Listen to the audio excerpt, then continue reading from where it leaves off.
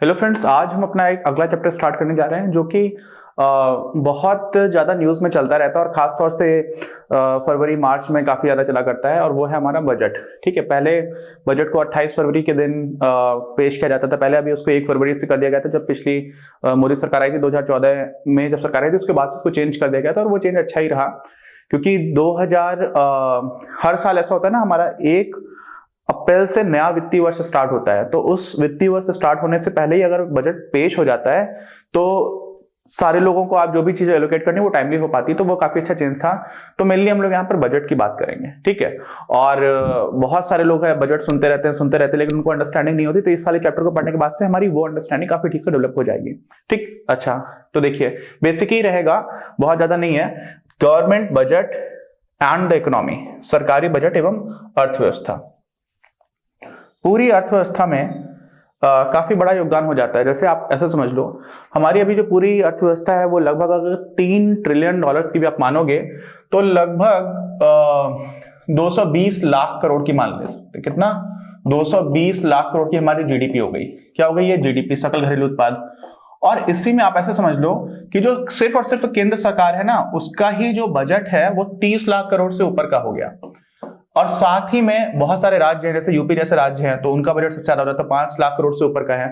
तो अगर आप सारे राज्यों के सरकारी बजट को मिला लो, हालांकि इसमें डबल काउंटिंग हो जाती है, क्योंकि कई बार ऐसा होता है ना कि केंद्र सरकार के बजट में काफी हिस्सा राज्यों को भी मिल जाता है। तो डबल काउंटिंग को आप अवॉइड करते चलो, फिर भी 220 में से 40, 45, 50 बहुत बड़ा हिस्सा है। तो इतना बड़ा हमारी अर्थव्यवस्था में जो हिस्सेदारी है आर्थिक गतिविधियों में, वो सरकार की है। तो बहुत बड़ी हिस्सेदारी है, और वो बजट से काफी हद तक प्रभावित हो रही होती है। इसलिए बजट बहुत इंपॉर्टेंट डॉक्यूमेंट है, ठीक है।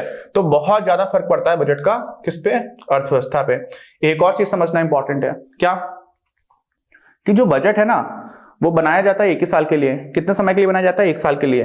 लेकिन जो बजट है वो, उसका प्रभाव आगे आने वाले कई वर्षों तक पड़ता है। कुछ बजट बहुत फेमस रहे हैं, है ना, कुछ थोड़ा इनफेमस भी रहे। इनफेमस मतलब कुप्रसिद्ध, है ना, कुछ अच्छी प्रसिद्धि होती है, कुछ बुरी प्रसिद्धि होती है। और कुछ बजट में काफी रिवोल्यूशनरी चीजें की गई। रिवोल्यूशनरी का मतलब क्या होता है? आपने किसी ऐसे सेक्टर में संसाधनों का एलोकेशन किया, आवंटन किया, जिसकी वजह से देश में काफी ज्यादा क्रांति आ गई किसी एक विशेष क्षेत्र विशेष में। तो ये सारी चीजें हैं जिसको हम लोग चलो पढ़ना स्टार्ट करते हैं। इंट्रोडक्टरी वीडियो है ये अपना। इसमें देखिए, ऐसी कोई अर्थव्यवस्था जिसमें निजी क्षेत्र भी हो और सरकारी क्षेत्र भी हो, तो उसको हम लोग क्या बोलते हैं? मिश्रित अर्थव्यवस्था। और हम लोगों ने अपने पहले चैप्टर में ही समझ लिया था कि हर कोई भी ऐसा देश नहीं है जहां पर मिश्रित अर्थव्यवस्था ना हो। जब माइक्रो इकोनॉमिक्स में लोग पढ़ रहे थे, वेस्टर्न शास्त्र पढ़ रहे थे, तो उसमें पहले चैप्टर में इसकी बात आती है। अब देखो होता क्या है, ये एक भगोना है। भगोना समझते हो? एक बाउल है बड़ा सा, इसमें आपने दूध डाला। क्या डाला? दूध। और क्या डाला? पानी। ठीक है, तो ये क्या हो गया? मिश्रण हो गया दूध और पानी का, है ना। लेकिन एक बार आपने हो सकता है कि 90% दूध डाला और 10% पानी डाला। ठीक, एक बार उल्टा हो सकता है, 10% दूध है, 90% पानी है। ठीक, ऐसा दूधिया तो बहुत नंबरों का काम कर रहा है ना। कुछ भी हो सकता है, 50-50 भी हो सकता है। तो यहां से मैं क्या समझ में आ रहा है कि कुछ भी आप मिलाओगे बनेगा तो मिश्रण ही। ये क्या है? ये सब कुछ मिश्रण है, ठीक, मिक्स्ड है। लेकिन उस मिक्स्ड में दूध और पानी का जो अनुपात है वो बहुत अलग अलग है। इसी तरह से सारी अर्थव्यवस्थाएं जो है वो मिश्रित अर्थव्यवस्थाएं हैं, मिक्स्ड इकोनॉमीज हैं। लेकिन उन मिक्स्ड इकोनॉमीज में जो प्राइवेट सेक्टर है और जो पब्लिक सेक्टर है, उनकी हिस्सेदारी अलग अलग देशों में अलग अलग है। तो है तो सारे ही मिक्सचर, कोई प्योर नहीं है ना। प्योर का मतलब सिर्फ प्राइवेट सेक्टर हो, सिर्फ पब्लिक सेक्टर हो, ऐसा कहीं पर भी नहीं है। लेकिन उसको कहां पर प्राइवेट ज्यादा है, जैसे प्राइवेट जो है वो अमेरिका है, कनाडा है, इस तरह के देशों में ज्यादा है। ठीक, और जो आपकी चाइना है, रशिया पहले हुआ करता था, और अभी भी बोल सकते हैं, वहां पर पब्लिक सेक्टर काफी ज्यादा बड़ा है। तो जहां पर पब्लिक सेक्टर बड़ा होता है उनको थोड़ा सा सोशलिज्म की तरफ वाले देशों की बात की जाती है, समाजवाद। और जहां पर प्राइवेट सेक्टर बड़ा होता है वो कैपिटलिज्म की तरफ वाले देश माने जाते हैं। ठीक है, अच्छा, और क्या है? बहुत सारे तरीकों से सरकार जो है वो क्या करती है, किसी भी देश की अर्थव्यवस्था को प्रभावित करती है। बहुत सारे तरीके हैं, लेकिन उन तरीकों में सबसे ज्यादा महत्वपूर्ण अगर कहा जाए आर्थिक दृष्टिकोण से, तो वो बजट हो जाता है। तो इस चैप्टर में हम लोग मेनली बजट की बात करेंगे। ठीक है, वही सारी चीजें इसमें लिखी हुई है। ओके, और क्या हुआ, अधिगम उद्देश्य क्या, हमारे लर्निंग ऑब्जेक्टिव्स क्या है इस चैप्टर के। तो सबसे पहला तो कि सरकारी बजट के अवयव क्या क्या होते हैं, कंपोनेंट्स क्या क्या होते हैं, क्या होता है बजट में, है ना। जब हमें पता चलेगा तो समझ पाएंगे अच्छा ये होता है, ये होता है और ये होता है, तो इससे हमारी बजट की अंडरस्टैंडिंग काफी ठीक हो जाएगी। ओके, दूसरा क्या है, सरकारी आगम के स्रोतों मतलब सोर्सेस, आगम मतलब रेवेन्यू। तो गवर्नमेंट के पास पैसा कहां से आता है, गवर्नमेंट का रेवेन्यू कहां से आता है, उन सोर्सेस को समझेंगे। और क्या समझेंगे, सरकारी व्यय के अवयव। अब देखो यहां पर अवयव हम लोगों ने किसमें यूज किया है, अवेन्यूज। अवेन्यू समझते हैं, अवेन्यू मतलब रास्ता होता है, जैसे कोई घर है बड़ा सा, उसके सामने का जो रास्ता उसको अवेन्यू बोलते हैं। तो खर्च करने के तरीके क्या क्या है, सरकार कहां कहां खर्च करती है, लेकिन यहां पर अवयव लिखा हुआ है क्योंकि ट्रांसलेशन में कभी कभी ऐसा हो जाता है कि हिंदी से इंग्लिश में थोड़ा सा एग्जैक्ट वो शब्द नहीं मिल रहा होता।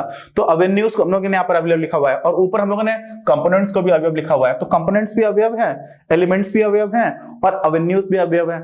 और जब आप इंग्लिश में देखोगे तो तीनों का अर्थ अलग अलग है, एलिमेंट्स, कंपोनेंट्स और अवेन्यूज, तीनों का थोड़ा थोड़ा अर्थ अलग हो जाता है, लेकिन ठीक है। इसलिए इंग्लिश में और हिंदी में दोनों में अगर आप समझते हो तो काफी ज्यादा अच्छी अंडरस्टैंडिंग बन रही होती है। क्योंकि हिंदी में देखिए इकोनॉमिक्स जैसे विषयों में यही हुआ है, मैं कई बार बता चुका हूं कि डेवलपमेंट जो है वो वेस्टर्न कंट्रीज में हुआ, और वहां पर हमारी हिंदी भाषा तो मुख्य भाषा है नहीं।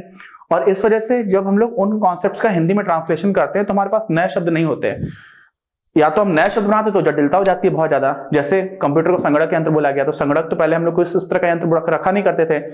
अब उस संगणक यंत्र का जब नाम दिया गया तो एक थोड़ी सी क्लिष्टता आती, कठिनाई आती है। ऐसा ही कई जगह पर होता है। तो या तो अगर उन्हीं शब्दों का प्रयोग कर रहे हैं तो हमें समझना होता है कि यहाँ पर अवयव का अर्थ ये है, यहाँ पर अवयव का अर्थ ये है ना। एक ही शब्द के कई अर्थ हो सकते हैं, तो उस तरह से समझने की कोशिश ज्यादा आसान तब हो जाती है जब आप दो लैंग्वेजेस को साथ साथ लेकर के चलते हो। ठीक है, अच्छा खैर ये बात, मतलब सरकार के पास पैसा कहां से आ रहा है और सरकार कहां कहां पर खर्च करती है, ये चीज समझनी थी। फिर क्या है, संतुलित यानी कि बैलेंस, आधिक्य मतलब सरप्लस, और घाटा मतलब डेफिसिट।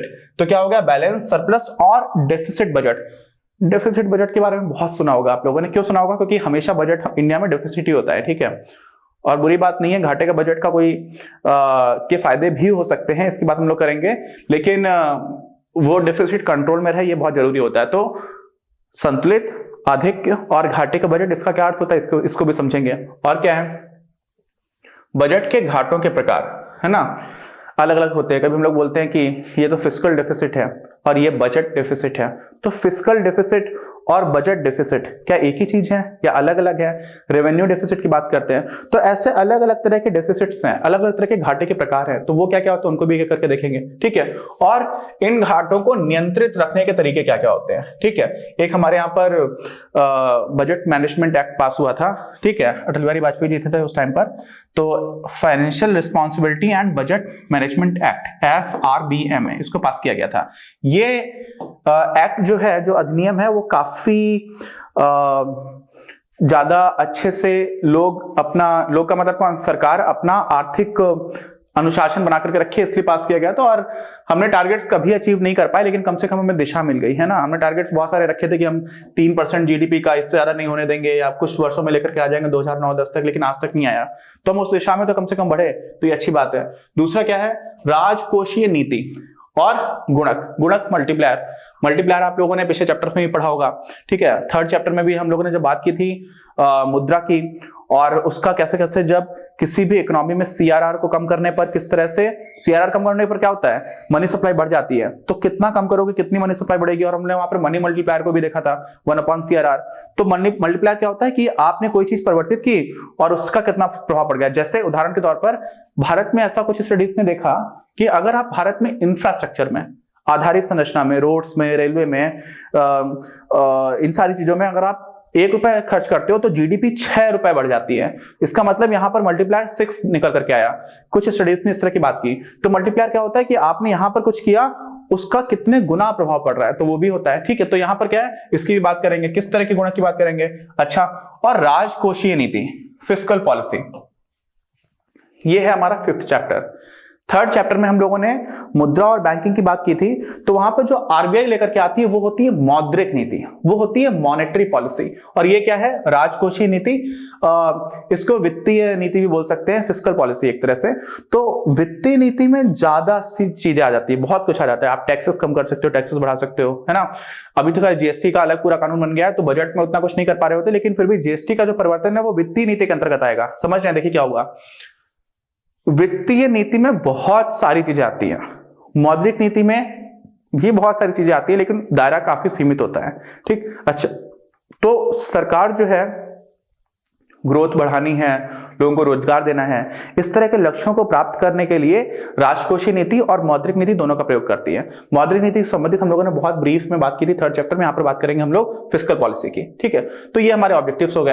अब क्या है सरकारी बजट, अर्थ और इसके अवयव, क्या क्या चीजें होती हैं, इसके बाद हम लोग अपने अगले वीडियो में करेंगे, और साथ में फिर इसके उद्देश्य क्या होते हैं इसको भी समझने की कोशिश करेंगे। तो मिलते हैं हम लोग अपने अगले वीडियो में। कोई डाउट हो तो प्लीज कमेंट बॉक्स में लिख करके बताइए। इंट्रोडक्टरी वीडियो था ये, तो इसको फटाफट हम लोगों ने कंप्लीट कर लिया। ठीक है, क्या है government budget, meaning and it's components, अवयवों की बात करेंगे, किस किस चीज से मिलकर के बना होता है हमारा बजट।